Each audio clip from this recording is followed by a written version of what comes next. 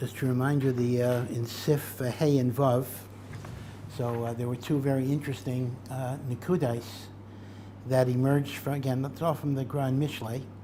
One is which type of limud haTorah is good for which type of Yetzer Hara. And he said that the limud Agaddita is good to be kovesh the Yetzer Hara of taiva. So if a person has a taiva for all sorts of things, the Agaddita, which gives him a great deal of simcha, is kind of taking his joy in the material and turning it into a joy of the spiritual. So Agaddita is connected the Yetzer Hara of taiva, and halacha, which is argumentative, is kind of taking the midah of kas and turning it into a good way. So the midah of kas is conquered by the inyan of halacha, and the midah of taiva is conquered by the Yetzer Hara of Agaddita.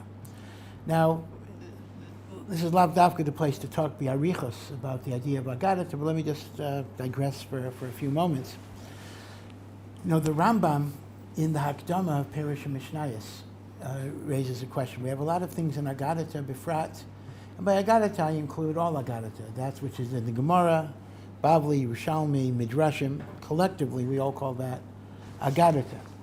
And Agaddita has many stories that are sometimes strange. You know, Vashti had a tail.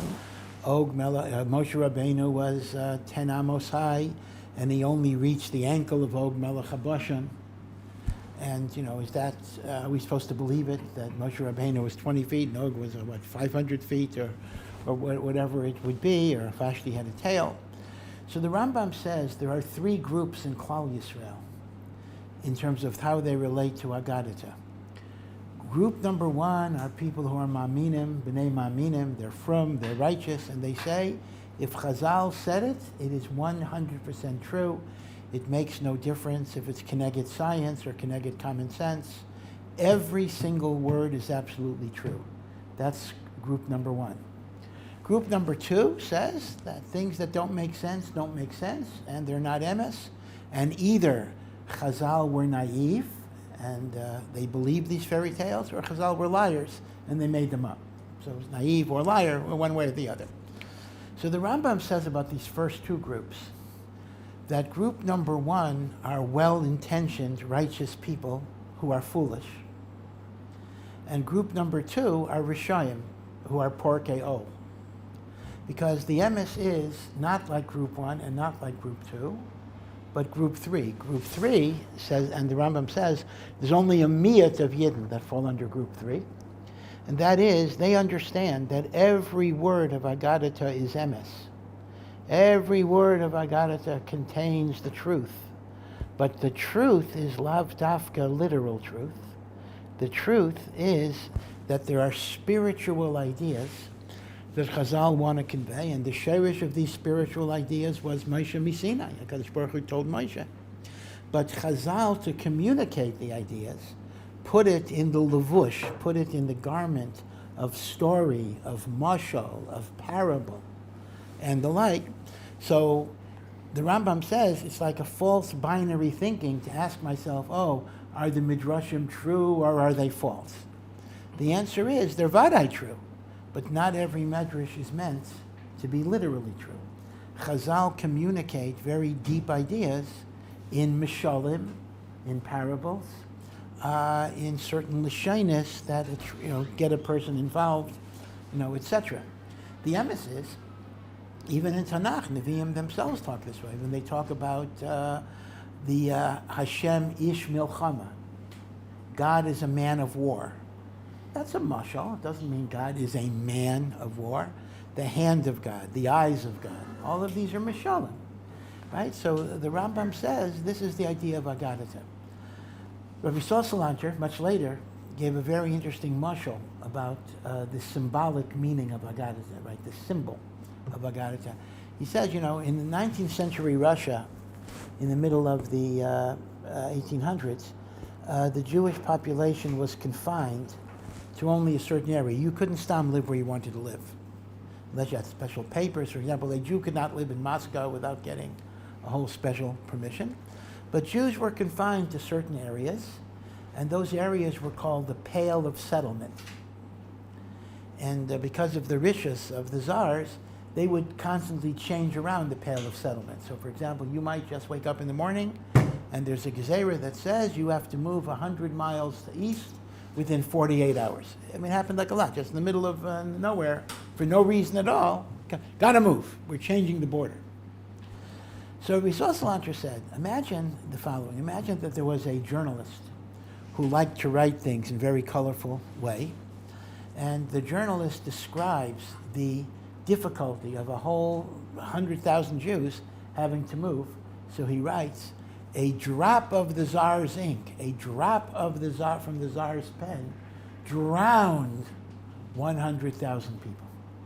Meaning the Tsar signed the gezerah, and that destroyed 100,000 people. So imagine if 100 years later, you find a newspaper, an old yellow newspaper, and the newspaper has a headline that says, a drop of the Tsar's ink drowned 100,000 people. So you would say, what type of Baba mice is that? The Tsar was a giant, the ink was what? 100,000 people drowned because of a drop of ink? That's shtus, that's a stupid story, that's a superstition. But if you knew the Metzias, you would see how it's expressing something in a very powerful way. Now, this isn't even a deep spiritual idea, this is simply the way you could tell history. And on one level, some Agadditas, the symbolic meaning is simply to understand the history of the time and how Chazal were expressing it. For example, Pirkei Avos, Pirkei Avos describes, be careful with how you treat the Chachamim, nechishas nachash, their bite is like the bite of a snake, v'akitzasa akrav, and their sting is like the sting of a scorpion. Well, even then, what does that mean? I mean, you're disrespectful to Rav Chaim Kanievsky, chas v'shalom. I mean, he's not going to bite you. He's not going to sting you like a scorpion. These are mishalim, right? So even without getting into deep ideas, this is a way of speaking. So Agaddita is a very highly poetic speech, which sometimes refers to historical events that we don't really fully understand. And most of the time, there are deep spiritual ideas which are being expressed through mashal and the like. And this goes back to the Rambam. The Rambam says this, you say, the Emes says even before the Rambam, Rav Hai Gaon, it goes back quite a way, the understanding that Agaddita is lav dafka literal. So the Rambam made a promise, which Litzarenu, well, not a promise, but the Rambam said he would do something, which Litzarenu, as far as we know, he didn't do. He said, I'm going to write a sefer that will go through all of the Agadditas, at least in Shas, not all the Midrashim, and I will show you which ones are meant to be literal, because there are literal Agadditas too, and which are meant to be symbolic of spiritual teaching, and I'll tell you what the spiritual teaching is. Wow, that would have been some sefer. Unfortunately, we don't have it. So we only have a few examples. The Rambam, in his different Hakdamas, gives examples of Chazals that he explains symbolically, but you can count them on really half of one hand, right? He gives like three examples, but it's kind of like an author will give you a little bit of a future glimpse of the book, but the whole book was never written. The Rambam had many other things that he was doing, so he didn't get to this. So, but this is a very, very big yesod, that the issue is not, are Agaddas true or are they false? The issue is, of course they're emes, but in what way are they emes? Are they emes in a literal way? Are they emes in a symbolic way? And if they're emes in a symbolic way, what is the spiritual teaching? The Gra says over and over, and I think the Eben Shelaima will actually mention this Gra later on when he talks about Talmud Torah, that in Agaddita is Gonus, all of the Seidus, all of the great, great secrets of creation are in the Agaddita. In fact, Rav Chaim Shulevitz used to say, I don't know how it works here in Ohr Somayach, but when I was in Yeshiva, and I think it is this way in Mir and other places, when you hit an Agaddita Sugya, they just skip it. Let's just say you're learning Gemara and they're like 2 or 3 blot of, I don't mean like Chelek of Sanhedrin, which is 30 blot of Agaddita, or even Maseches Brachos, but even if it's in the middle of Bava Kama or something, there might be 2 blot of Agaddita, So often either they skip it legamri, it's okay, we're going to skip this, do it on your own, or they'll just read it. They certainly will not say chidushim on it. They won't say shiurim on it. So Rav Chaim Shmulevitz used to say, and that was his minhag too, that he did not say shiurim on Agaddita, but he said, don't think it's because Agaddita is so easy that it's not challenging enough for Rosh Hashivas to say shiurim. Rather, it is so deep that we don't know what to say. That's what he would say. He said that there's an amkus in Agaddita that is, even beyond halacha in the sense of ikrei emunah. Agaddita is very makusher to Kabbalah, although technically Agadah and Sod are two different realms, but they actually overlap. In fact, the Zohar itself, around 60% of the Zohar is not Kabbalah, it's like Medrash. But it's connected, it's very, very closely connected. So the one gadol who is Yochidu Miyuchad in terms of uncovering what you might call the symbolic language of Agaddita is Maharal. This is now the Maharal of Prague, who lived in the 1500s, 400 years after the Rambam. The Maharal of Prague was a great posek actually as well. Maharal of Prague was very, very great in halacha. In fact, he had some interesting shittas about psak halacha. He lived when the Shulchan Aruch came out, and he was actually against the Shulchan Aruch. He thought the Shulchan Aruch shouldn't have been written. He wasn't alone. The Maharal felt the same way. What's the pshat? Because the Maharal held that every paisek should determine halacha by going back to the Gemara, going back to the Rishonim, and being machriya what the right halacha is. And if that means different cities had different psakim, he says, so be it. Kachi darka shel taiva, that we go back to the original makoros, and we're machriya the halacha, instead of having some predetermined book that tells you what you have to do. He says that would be mamayet, he held amelus b'Torah, that would be mamayet, the growth of poskim, who would be capable of being machriya halacha. So he was actually against the Shulchan Aruch. It wasn't such a pashut thing. Marshal was also against, and Marsha, they all lived at the same time. The Marsha at least has a comment, because the Gemara in Saita says, those who paskin halacha from the Mishnah without understanding the Gemara are mavalei olam, they destroy the world. Says the Marsha, bisman hazeh, that applies to people who paskin from the Shulchan Aruch without understanding Makaris. Now, that's a little different than Maharal, though. Marsha was not saying he's against the Shulchan Aruch. He just says you can't paskin from the Shulchan Aruch without knowing the Gemaras. That's a more modest claim. But the Maharal was bichlal against the whole concept of a Shulchan Aruch. So the Maharal was a great posek. Indeed, he was a great posek. In fact, the poskim bring him, like the Bach. They bring the Maharal. And only Rav Avoda can answer the question. Somebody asked Rav Avoda, like, what's the Maharal's batting record in terms of psak? Like, do we always paskin like? So Rav Avoda could immediately tell you how many times the Maharal was mentioned in the Bach and the like, and he says that Maharal has a batting 1,000. He has 100% batting record, but every single time he's brought as a deya, the halacha is like him, even though he's not brought that many times. Again, only Rav Avoda. You may be familiar with the Bar Ilan CD-ROM. This is a project Bar Ilan put together years ago. It's still around, in which they put, maybe it's much more now, but originally they put 800 Shelus Utshuvas Svarim on a CD-ROM, Shelus Utshuvas from the Rishonim, Achreinim, and you could run a search. You want to know, all the tshuvas about smoking, Ishun. So it'll give you like everything. It's a search thing. So you have to test it, right? When you develop such a project, you test it by giving it searches. But then you have to have a comparative base. So Rav Avoda was their human computer, meaning to say, they asked Rav Avoda, give us all the makaras on this shaila, and then they asked the computer search engine, give us all the makaras. So Bar Ilan was boasting, listen to this, that we got 8 out of 10. Rav Avoda came up with 10, the search engine came out of 8, says, we are so great that we got 80% of what Rav Avoda got. So you see that the human being is still, or can be potentially, greater than the computer. Of course, I'm not sure how the AI chat box is going to, that's maybe a different type of challenge we have to we have to deal with. So the Maharal was a great Paisek, but really the Maharal's career was devoted to Agaddita.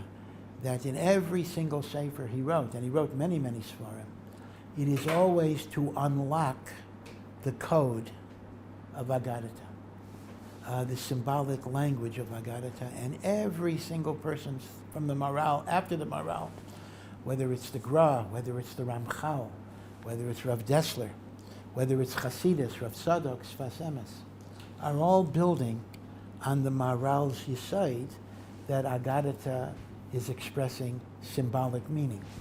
In fact, this also answers the whole issue of why all of the conflicts between science and Chazal, right? So, for example, the Gemara in Sukkah says that the reason why we have eclipses, a solar eclipse, is Hashem is, punishing the world for different averos. And people ask the question, well, what do you mean? We know the eclipses are predictable, part of nature, coming from the rotation of the earth and everything else. So the Maharal himself addresses the question. Maharal says that Chazal understand there are scientific reasons for things, but the Agaddita is explaining the spiritual reality behind the science. It's not negating the science. It's beyond the science, going for a deeper meaning. For example, you see this in the Torah itself. The Torah says, there's a rainbow. What does a rainbow signify? That Hashem wanted to destroy the world, or did destroy the world virtually in the case of a Mabul, but the Keshes, Biyanan, the rainbow, is Hashem's sign that he's not going to destroy the world. Now, l'chaira, a scientist would say, is that why there's a rainbow? There's a rainbow because when light hits drops of water vapor, the water vapor acts as a prism, and the white light divides into colors. So what are you telling me? It's some special divine promise that Hashem is not going to destroy the world, right? Chazal didn't understand optics. They didn't understand prisms. They didn't understand that white light can be, which is regular light, can be broken up into different colors. What's the pshat? But the answer is very, very pashut.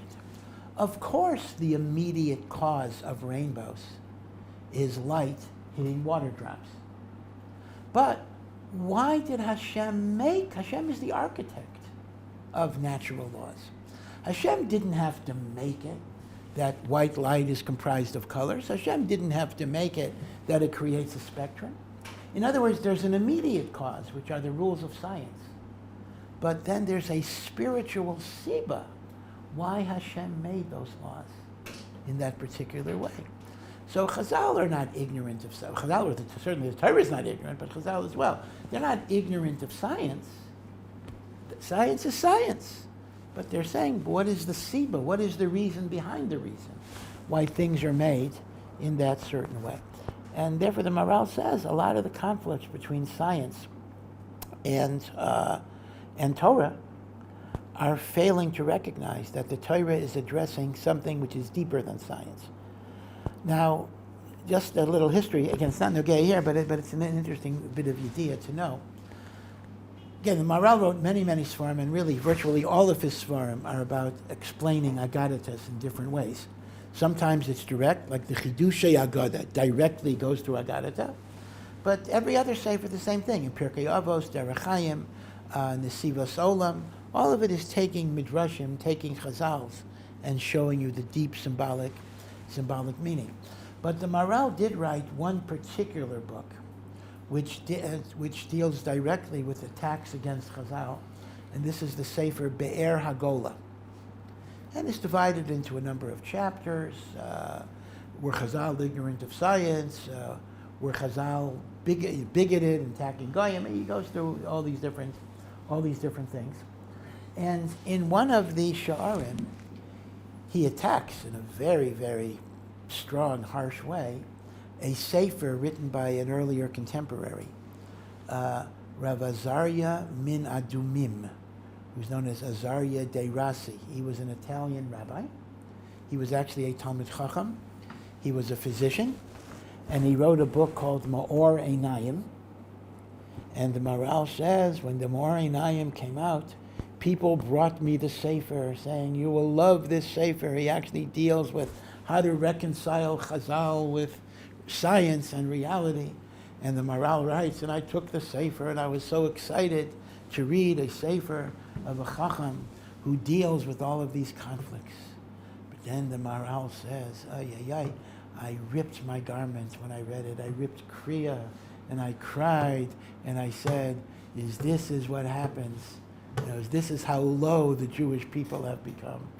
And he really attacks. He rips into the Mo'arinayim in a tremendous way. Now, what's the big deal? Now, again, Rav Azariah de Rasi was a Talmid Chacham, and he was a frum person. He was a Shomer Mitzvahs. But the way he dealt with conflicts, again, and there's a lot of parallels to modern day, was like this. He said like this. He said, Chazal say things that are against science? Okay, they were wrong. Meaning to say like this. We certainly accept Chazal when it comes to halacha. That is their authority, and this is the Ratzon Hashem. But when they express opinions on matters other than halacha, he says we're not mechuyev to accept them. They were as good as the science of the time, and it's shayach that Chazal made mistakes. That is actually a mahalach that some people advocate even today. Maharal didn't like that. Maharal said that you're mavaza, the kedusha of the chachamim, and the Maharal. So, in other words, like this, Rav Azariah treats the scientific statements of Chazal as literal statements, and then says they're wrong because these literal statements contradict Chazal. Maharal treats them as symbolic statements, and therefore on the symbolic level they don't contradict science. So instead of saying it contradicts science and is incorrect, Maharal says if you understand the symbolic meaning of it, it does not contradict science. Now, I want to point out an interesting thing, that neither the Maharal nor the Mo'arinayim does what many Haredi Talmidei Chacham do today. They say, yeah, the science of Chazal is literal, and it's right. In other words, if it's keneged, modern science, Chazal are right and science is wrong. You'll notice, again, I'm not here to take a side in this, that Maharal doesn't do that either. Maharal doesn't say the science is literal and we don't care what scientists say. Maharal does not say that as a yishuv. Maharal's yishuv is there are symbolic meanings and it's not meant to be taken literal. Which means, if you think about it, both Maharal and the Mo'arinayim, certainly the Mo'arinayim, are giving credibility to science within its own particular atmosphere, within its own section, so to speak, as opposed to the notion of just negating science and saying it's shtus v'hevel. So, which is interesting, which means Maharal is a bit of a revolutionary himself.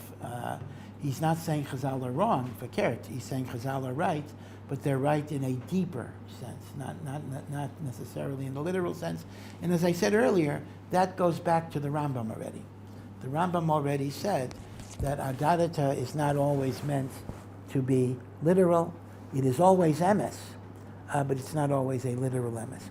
So, as I say, in yeshiva, part of our problem sometimes is that because we either skip the Agaditas or we don't spend time on it, so we don't always get the mesikus, we don't always get the sweetness. But you see, the Gra himself says that Agaddita addresses taiva, and the idea is that it actually is a pleasure.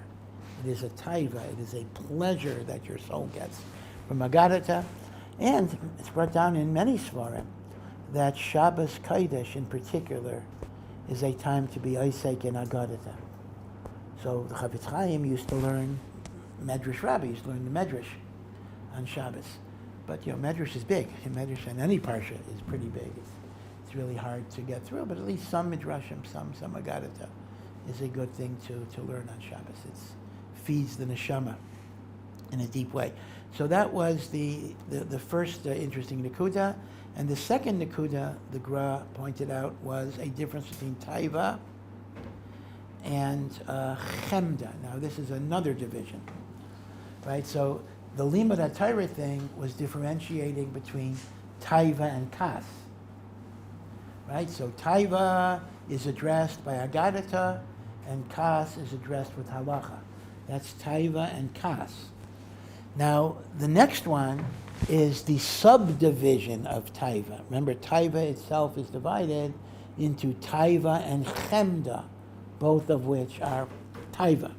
Right? So there's taiva, big taiva, and little taiva. Right? Big taiva is overall taiva, but it's subdivided into little taiva, which is physical pleasure, like eating, drinking, versus chemda, which is more of a psychological pleasure of acquisition, mammon, begadim, and having more houses, and the like. There's taiva, chemda.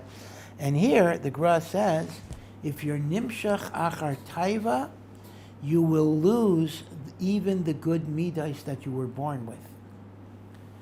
And if you're nimshach achar chemda, you will lose the good midos you acquired, but not necessarily the ones that you were born with. And this goes back to the idea that we have different types of midos tovos. There are midos tovos that are a freebie. We're just born that way. Like some people are born calm. They don't have a temper. They don't get upset. Other people are born with a more agitated type of temperament, and they have to work on being calm. So that's called, right, so we had two different lashonos for that. The midos that you're born with are called your begadim. The midos that you acquire is called regel, because you have to habituate, lahargil, esatzmo. Taiva is a cancer that will destroy even the good midos that you have eventually. Chemda will not destroy the good midos you were born with, but it will take away all the hard work that brought you to certain midos tovos, because essentially it's a midah keneged midah, because chemda involves committing your time and your energy to money and acquisition and power, and memela, if you use your time and your energy for things that are less important in life, then all of those things that you acquired with your time and your energy are going to be eventually lost. Yeah. Is there a way to regain good midas that you're born with if you lost them through taiva? So how do you regain them? Is it possible? I'm saying, yeah. Oh yeah, of course it's possible to regain them, but then you have to regain them as hergo, not as, in other words, you no longer have the advantage of being born with it. You have to regain it. Now they tell a story. This is one of the strangest Hasidic stories I know of, and some people think it's awful, and some people think it's good. You know, I'll just tell you the story about a certain Rebbe who gave away everything every time. Every penny, every kopek that came into his possession, he gave away to tzedakah. There was never anything left in his house at all. Aniyim knew that they could go to his house, they would always get something. Very generous. So one day, he stopped giving. No matter who came, he gave nothing at all. He just gave nothing. He said, get out of here, get out of here, get out of here. And nobody could understand what was going on. And this went on for a few months or a year, I don't remember. And then, as if nothing had happened, everything went back to the way it was. So somebody finally, a chassid asked the Rebbe, like, what's going on? You know, your whole life, the Rebbe's whole life, you were so generous, so giving, and then you stopped for a year, and now everything's back. What's going on? So the Rebbe said, you know, when aniyim would come to me, I had so much natural rachamim for them that I gave because I felt sorry for them. I felt their tsar. But then I said to myself, that's not serving Hashem. I'm just acting out of my natural rachmanas. So he said, I wanted to kill, this is a little bit bizarre story, I wanted to kill my natural rachmanas. I wanted to make myself cruel and unfeeling. I wanted to stop caring for them. I had to train myself not to care. And after I stopped caring, I then said, I'm now going to give tzedakah the same way that I did before. And now the Rebbe said, I'm serving HaKadosh Baruch Hu. I'm not just indulging my feelings of rachamim. Now, this is a strange story. I mean, at least the way the story is brought down, you know, I don't know if it totally happened that way. The Rebbe is saying, I worked to make myself not care, and after I stopped caring, I said, now I'm going to give. Of course, what happens is, as the Rambam says, eventually by giving, you learn to care again. That's what happens. But is that a goal? Is the goal that I should be totally l'shem shamayim, that I'm no longer margish natural compassion and rachamim. So the emes is, that's a big mistake. You see, especially the Rambam himself, I think, would call it a mistake, because the Rambam says that part of why the Torah says we give tzedakah and chesed is that we should be kona a certain midah, meaning the Torah itself has a goal. The goal is not simply that the ani should have money. See, if the goal would be the ani should have money, then you might say, the less I feel a natural desire to help, the more l'shem shamayim I am. You could make such an argument. But if the goal of the Torah itself is not just the action, the goal of the Torah itself is the acquisition of a midah, then fakert, to say, oh, it's a higher madrega for me to give tzedakah if I don't care about the person, than if I do care about the person. That's a big tais. Because the tachlis of the mitzvah is to give you a midah. You see?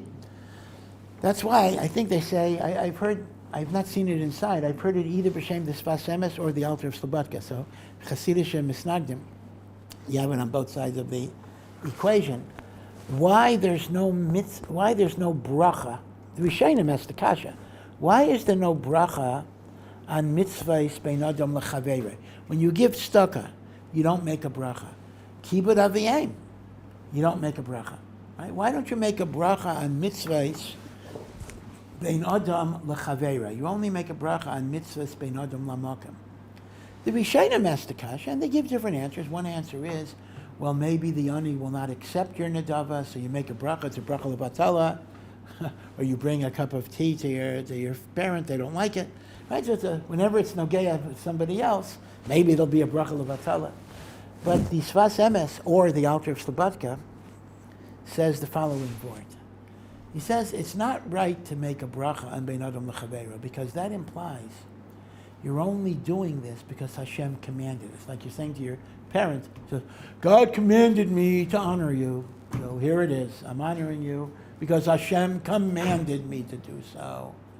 No, bein adam lechaveirei, Hashem wants you to feel the opposite of the story. Hashem wants you to feel, I care about you, I love my parents, I want to show hakaras hatov, I want to help people. In other words, the Torah is not just commanding you on the Maisa. The Torah wants to develop a midah. So to say it's a higher madrega not to have the midah, because you're acting l'shem shamayim, is l'chayra mistake. That's why I think this Maisa, although I understand the point, but it's a bit of a tzorech iyun in that way. The Eglei Tal, who was Ch.2 Rebbe, the son-in-law of the Kutzker Rebbe, the father-in-law of the Shemesh Shmuel, but one of the great Gedolei Hador, even among the Misnagdim, he was recognized as a great Gadol Hador, writes that some people make the same mistake in Limud HaTorah. They say, it's a bigger mitzvah to learn if you don't like learning Torah. Because if you like learning Torah, awesome, you're doing it because it's intellectual, you enjoy it. He says, so again, it's hard to imagine. I've never met such a person who has this attitude, but he says, you should bedafka train yourself not to like to learn, and then force yourself to learn, because that way you're learning l'shem Hashem. So says the Ch.2, this is a tremendous mistake, because the kavana of HaKadosh Baruch Hu is that you should have a geschmack in learning, that you should enjoy learning, that it should excite you, that in fact, l'chayra, the raya is from Birchas HaTorah itself. Every single day. How do we say? V'harev na Hashem Elokeinu. Make the words of your Torah sweet to us.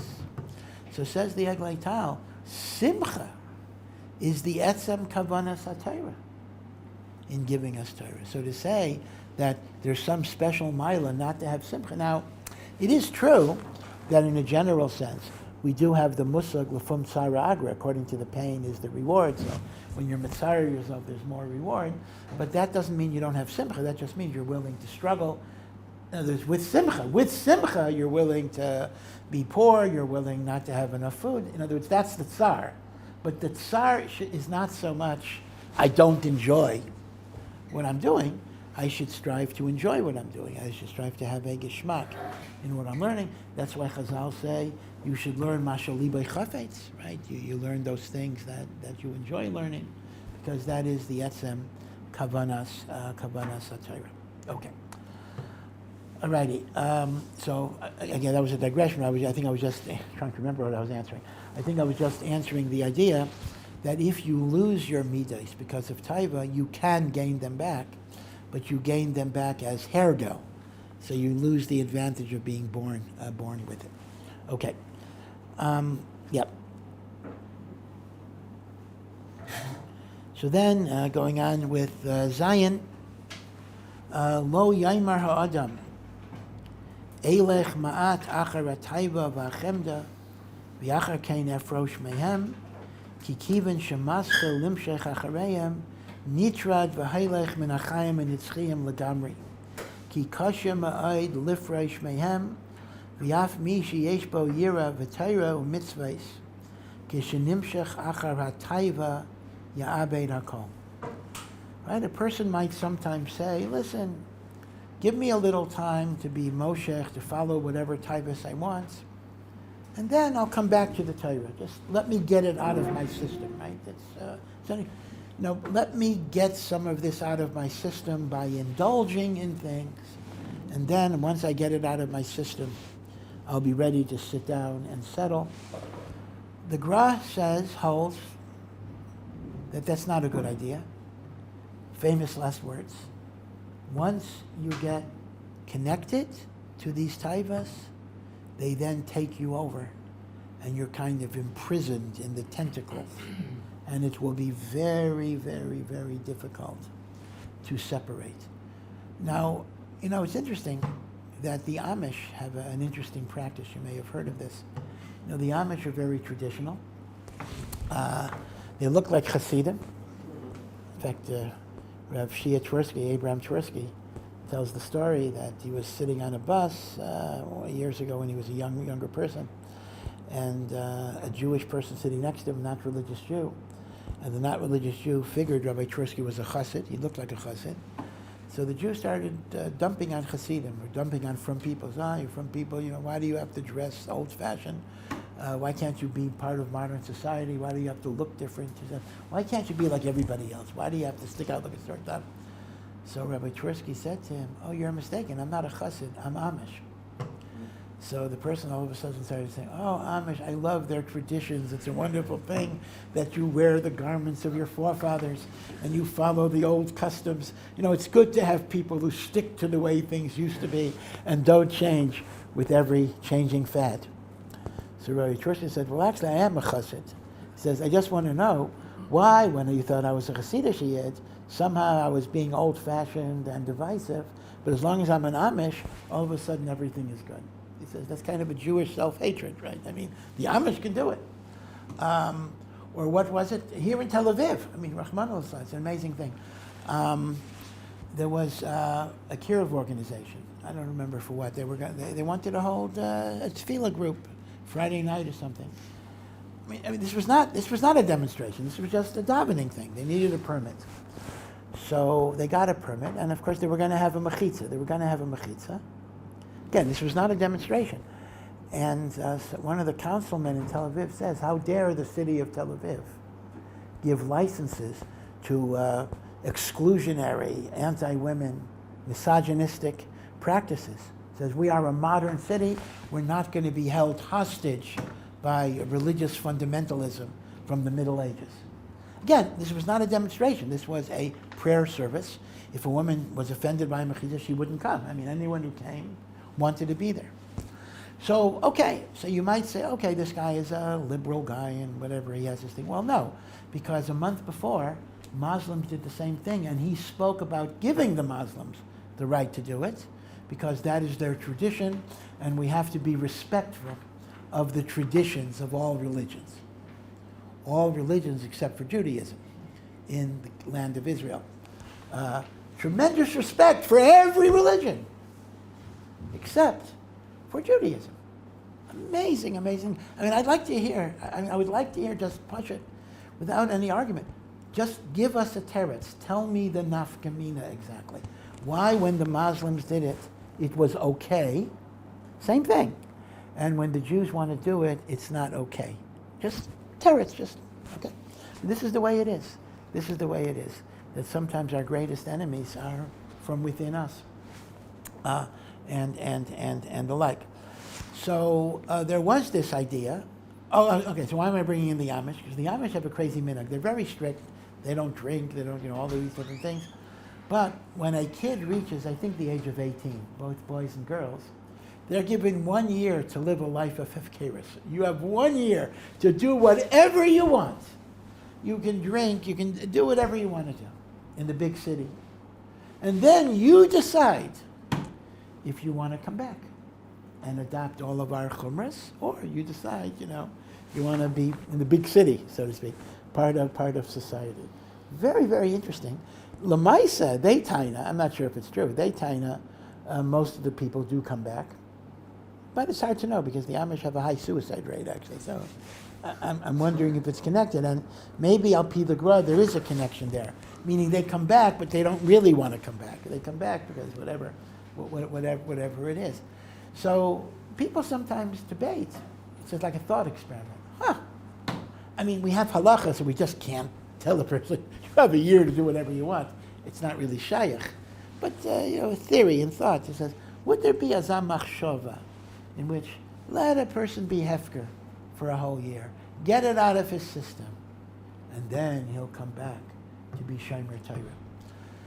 Now, the Gra is not the only shita in the world. I mean, there may be shitas that may recognize the possibility of that, but just in terms of the Even Shelaima, the Gra very definitely says this is not a good hadracha, because when you're feeding the Yetzer Hara, the Yetzer Hara gets stronger and stronger and stronger. This is not a situation like a meal. Oh, give the Yetzer Hara a meal, so now it's stuffed and won't bother you anymore.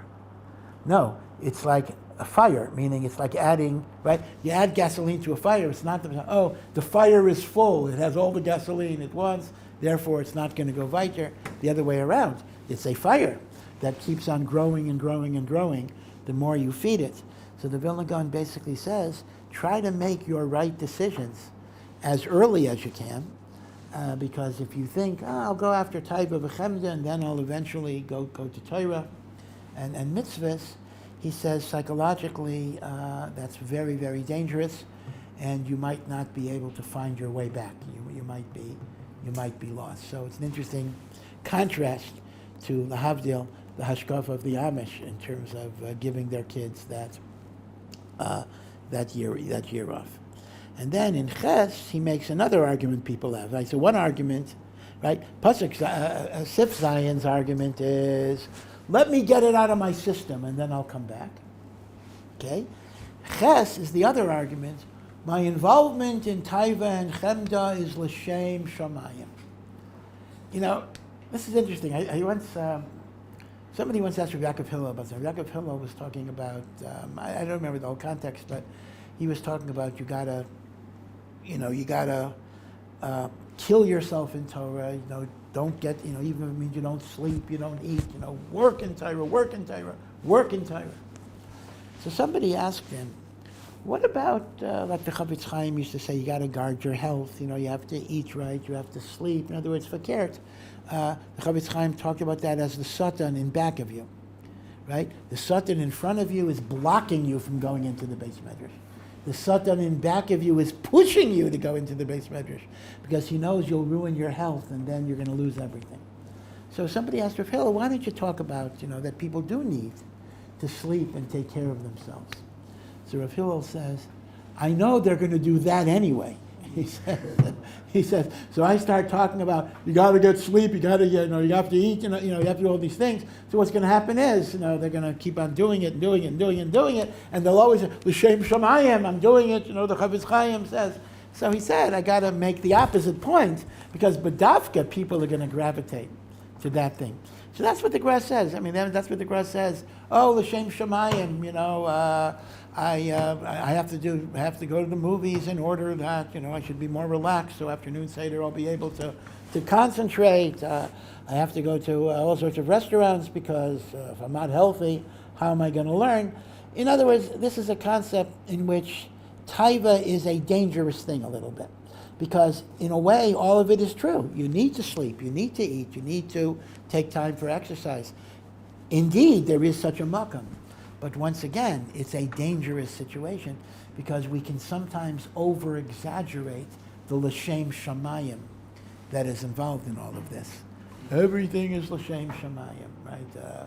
So those are the two nisyonos, the two false starts that a person may have in Avodas Hashem.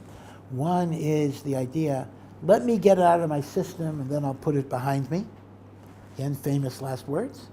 And the other is, everything is l'shem shamayim. Right? So the Vilna Gaon says you got to be careful about all of those inyanim because we can really be led astray in a lot of ways. Okay, let's look at Tess. And really, Tess summarizes really what he just said.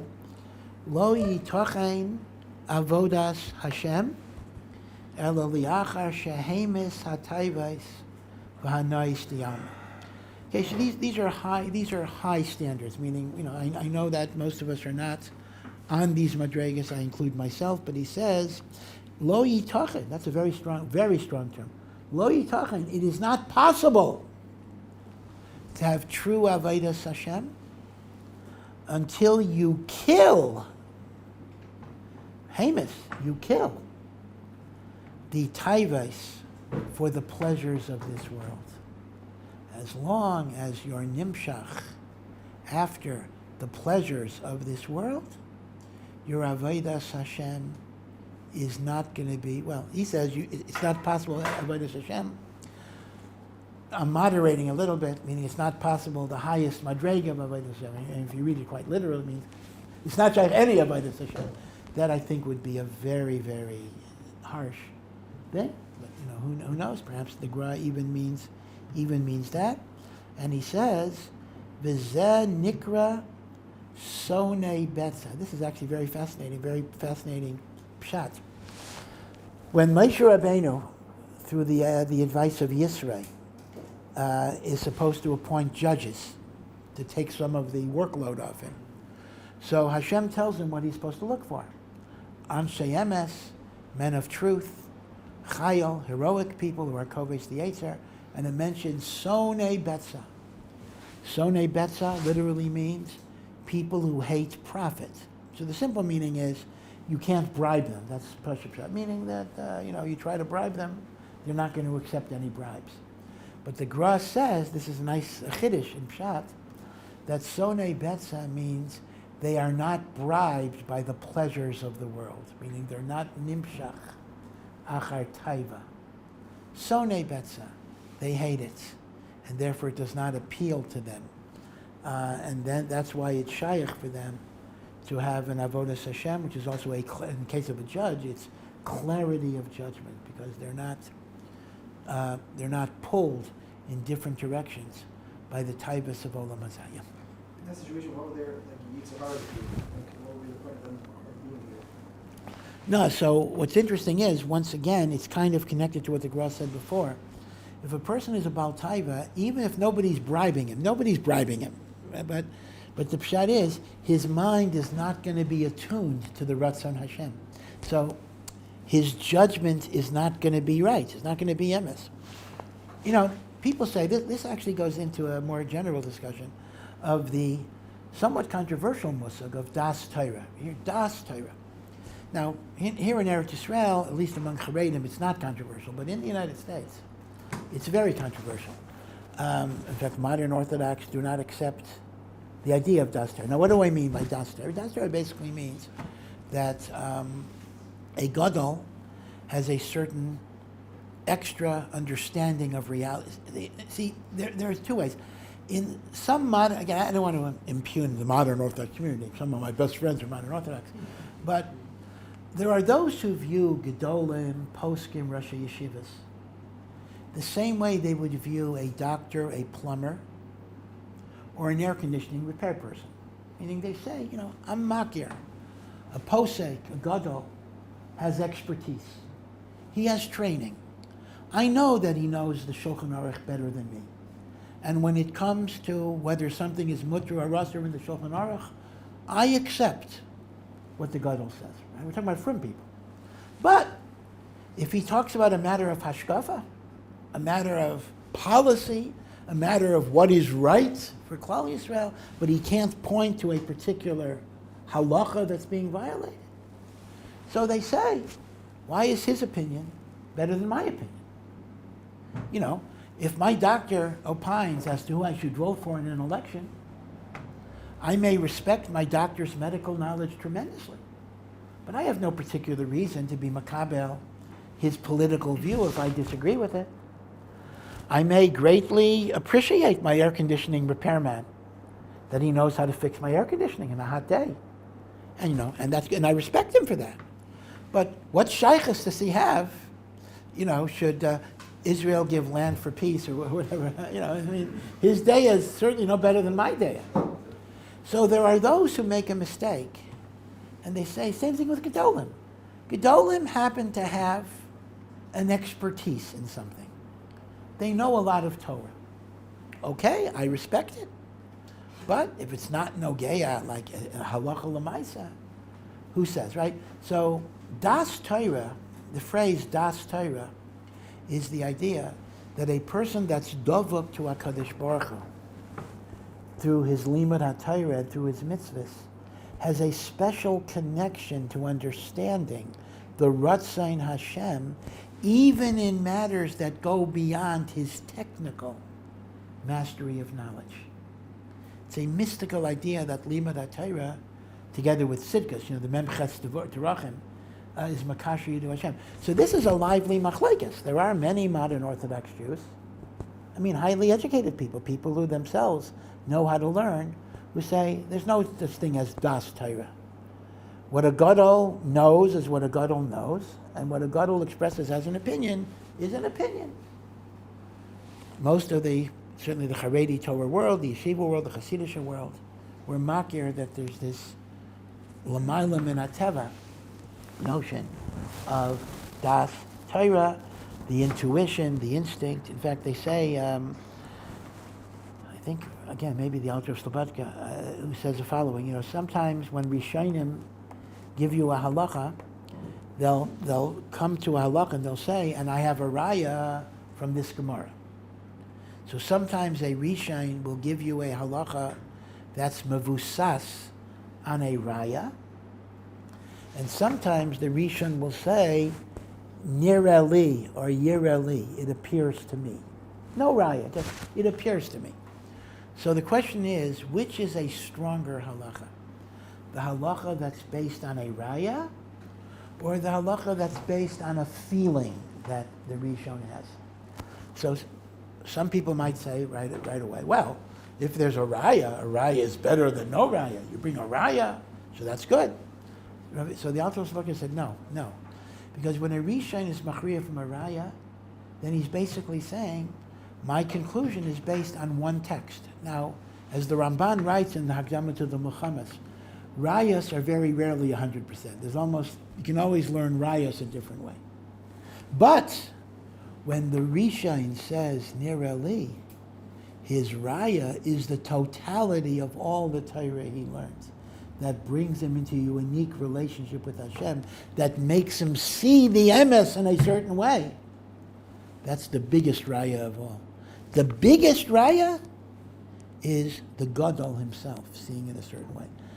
Ben Gurion, when the Chazon Ish, who very rarely got involved in public proclamations, but one of the very few times that the Chazon Ish signed a public proclamation was in the early 50s when Ben Gurion wanted to draft women, even religious women, into the army, or at least Sherut Lumi. I'm sorry, that wasn't the army, it was Sherut Lumi, national service, working in hospitals. And the Chazon Ish signed a hachraza that says, this is Yehari Real Yavor. He says, a girl and her family must be willing to die before they go into this. So Ben Gurion, Ben Gurion had a meeting with the Chazon Ish. This was Meforsim. The Brisker Rav was so afraid. He thought at some point that the Chazon Ish was going over to the dark side. He didn't, whatever it was. But the Chazon Ish had a cheshbon that he needed to meet with Ben Gurion. And we have all write-ups about the meeting, a very, very interesting meeting. And Ben Gurion asked the Chazon Ish, where does it say in the Shulchan Aruch that girls cannot do service in hospitals? I mean, they do it anyway. I mean, from women work in hospitals and other things. How could Shevet Lami be Harg Val Yavar? And the Chazon Ish said, this is the 5th chelek of Shulchan Aruch. This is the judgment of a gadol, of gedolim, what is necessary for Klal Yisrael. You can't always, people say, where's your source? Where's your makar? The makar is the totality of the kesher that the gadol has with HaKadosh Baruch Hu. This is Das Torah. So the reason I'm bringing this in is, this is where Sonei Betza comes in. Because that means, if a person is Nimshach Achar Taiva, he doesn't have that connection to Hashem. So even though he wasn't bribed, in other words, the Gemara is saying, Sonei Betza doesn't mean, somebody who doesn't accept the bribe. Even if nobody's bribing him, if he's connected, if he's Nimshach Achar Taiva, he's not going to have the Das Torah that would enable him to see emes in a complete and clear way. Yeah. It's more possible to have some sort of pshara, maybe controversial, but that there is the concept of Das Torah, but through Yeridas of Darius it doesn't exist anymore on that level. Even though on the Golan I've heard maybe slightly unrelated, but that having a Rebbe nowadays means they could be swearing.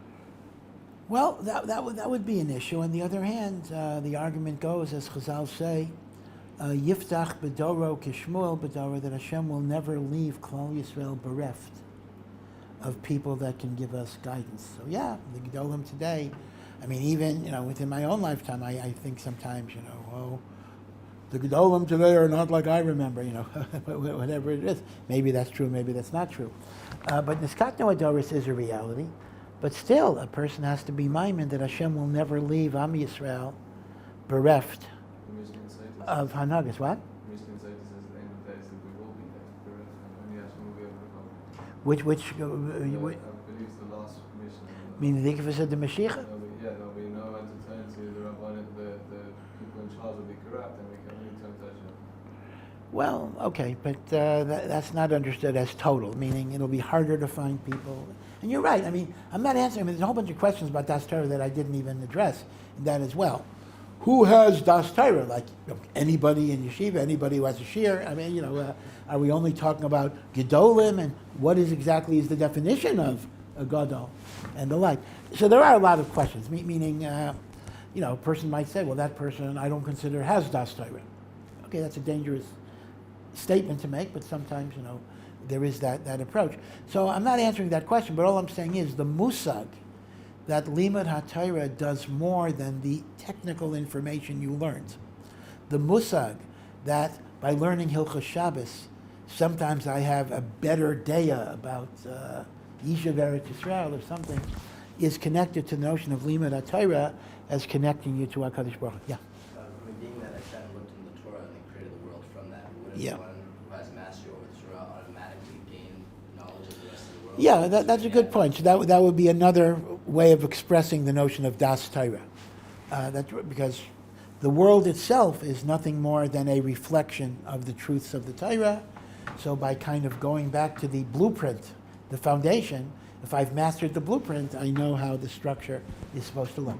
But all I'm telling you is that you may encounter that Das Torah is actually a controversial idea within the Orthodox world. If you're not from, then of course, you don't accept it. But even within the world of Torah-observant Jews, there are many who do not consider Das Torah because they look, once again, they look at the Lomei Torah like a professional who has a particular set of talent, but that doesn't translate into some general sense of understanding of the world.